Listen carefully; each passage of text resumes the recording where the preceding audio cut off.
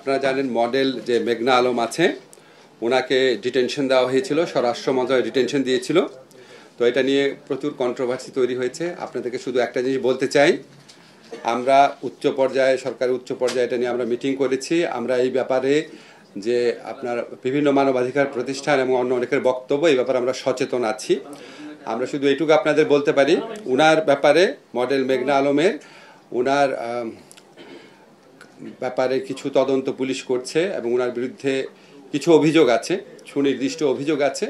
কিন্তু ওনাকে যে প্রক্রিয়ায় গ্রেফতার করা হয়েছে, স্পেশাল পাওয়ারস অ্যাক্ট, সেটা সঠিক হয় নাই।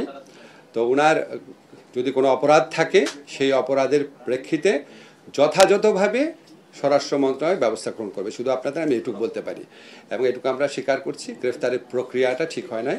কিন্তু গ্রেফতারের প্রক্রিয়া ঠিক হয় নাই মানে ওনার বিরুদ্ধে অপরাধের কোনো আপনার আলামত বা অভিযোগ নাই, এটা না।